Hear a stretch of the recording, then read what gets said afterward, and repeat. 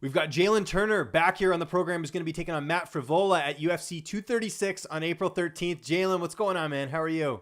Pretty good, man. How's everything going for you? Everything's going great, man. Good to talk to you again. I just talked to someone else from UFC 236, so we're keeping things rolling. And how excited were you to get on this card? It's stacked. They got the 2 title fights. Some pretty notable names on here. I was pretty excited to get the call. I was actually trying to get on April 27th, but I was already training, so answering the call is never a problem for me. I always try to stay ready. And last time we talked was off that big win in your last fight. How much momentum are you bringing into this fight, just coming off that big win? I think the actions speak for themselves. A lot of people have been following me ever since that fight, and I showed I could do it at 155, and that's what I'm here for. Yeah, did you get a lot of bandwagon fans after that? Because I'm sure some people in the debut maybe wrote you off a little bit, and then we got to see the true you because, of course, you fight at lightweight primarily. Yeah, even after the fight, the crowd would have booed me when I walked in because I was fighting an Aussie. So right after the fight, everybody was cheering for me. I was like, hell yeah, that's a great feeling, And then I just got a ton of support after that. Even in my debut, I got a ton of support. So it's just been a great ride.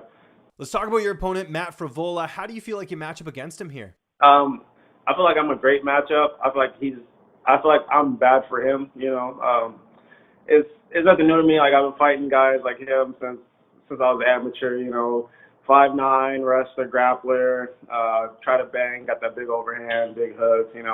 Nothing I haven't seen before. So I'm not taking him lightly. I'm respecting everything he can bring to the table, but at the same time, I feel like it's nothing I haven't seen before. How have you structured your training camp for this fight? Because I know you train at a couple different places. You always bring in different guys as well. To be honest, I was already in the role of training, so I just kept that momentum going. I didn't bring any body types or anybody specific for this fight. I feel like I have the remedy for his style, so I just keep everything sharp. Yeah, business as usual. If it worked for you in your last fight, you might as well keep it going. What about the bodies? Who are some of the guys you've been working with ahead of this matchup? To be honest, I haven't really been sparring with too many guys for this fight. No notable names. I've just been staying sharp. Just a lot of drilling. I didn't need too much punishment. I didn't take too much time off after my last fight, so I was already still fresh from that training camp. So not too many names. I've been working with Anthony Gonzalez for my striking, and Sharon Louise, my jiu-jitsu coach, and that's it. Just staying sharp. Yeah, what do you think of those guys? I mean, you brought up sparring. There's sort of a debate on that, whether you need to spar as much as you think, because, people say if you know how to spar, you know how to spar. There's no need to put, the damage in during camp. What do you think of those camps where they go, full tilt every week, even leading up to the fight? I know that's something they do at some of the camps.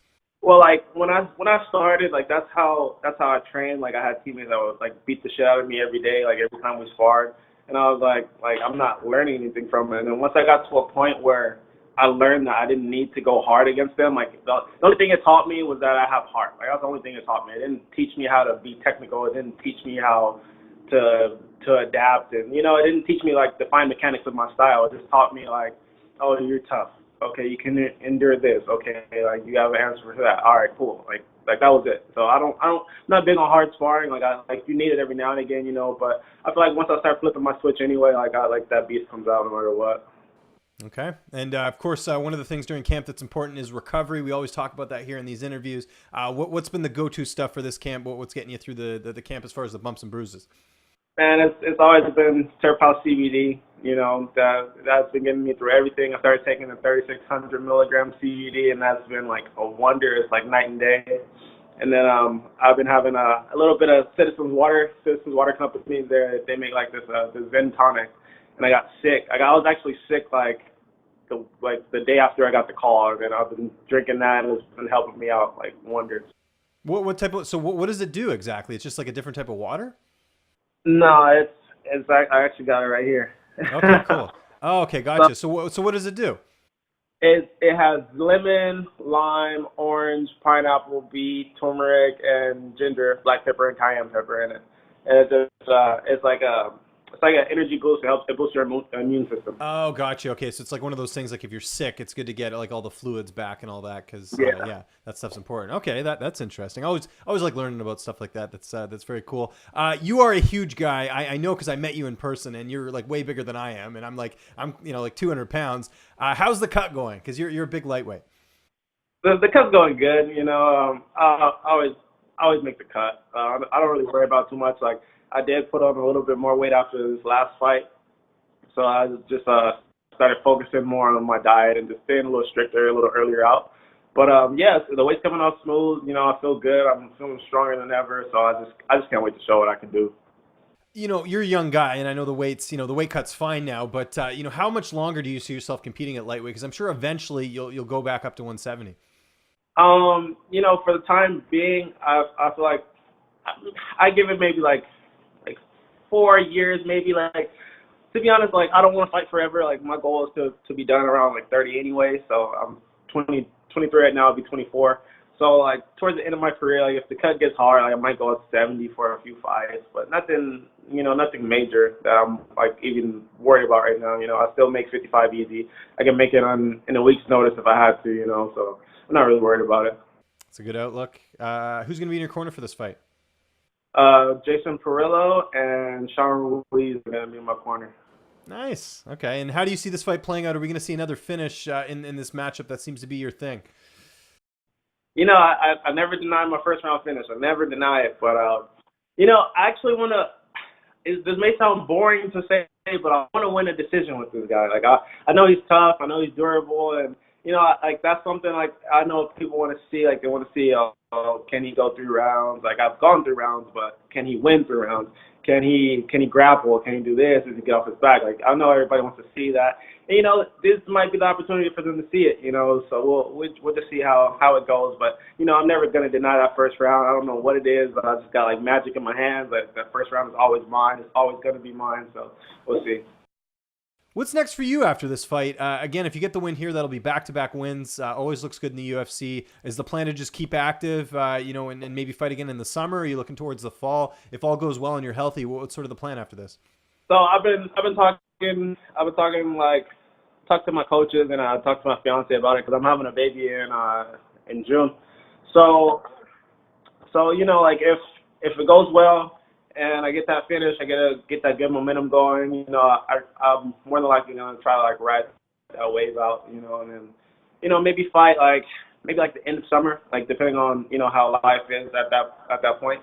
But man, you just gotta take the opportunities you get. And if I create them, then I gotta keep riding that wave. I can't just like be stagnant. I don't want to be on the shelf. But having 2 kids is going to be a big life changer. Having 1 kid is already a life changer. So we'll see how it is when it comes, and then we'll go from there. And do you have a name picked out yet? We're thinking Jaya. Jaya, okay, cool. Any particular reason, or just do you think it's a cool name? Well, we wanted to stick with Jay's, and then I just remember like being on the flight coming back from Australia after the fight, and then like that name just popped in my head. I was like, oh shoot, like I think that's going to be her name, and I told it to my fiance, and then she was like, yeah, I love that name. So we had a completely different name picked, and then, yeah, we're just on board with that name right now. Yeah, the same with my son. Like there was no reasoning behind his name. I just thought it sounded cool and it fits with my last name. So we went with that because I always feel like people like put too much thought in it where it's like, oh, it's because of this story and this and that. It's like, you don't have to make it that complicated, right? So exactly. Cool, man. Well, this is going to be a great card. Like I mentioned, April 13th, it is UFC 236. Jalin, always appreciate the time, man. Just remind people where they can find you on social media. And if you got any sponsors or shout outs, the floor is yours, man. On Instagram, you can find me at the Tarantula MMA. Jalin Turner on Twitter, Jalin Turner on Facebook. Shout out to Iridium. Shout out to Ruka. Shout out to Citizens Water Company. Shout out to Terphouse. Shout out to Fallen Shoe Company. We're working a little bit right now. Sure, I think that's it. Anthony Gonzalez, thank you for helping me out. Jason Perillo, thank you for everything. Sean Louise, you've been my boy. So thank you guys for everything. Carlson Gracie. Yeah, that's it. The House MMA, everybody. Thank you.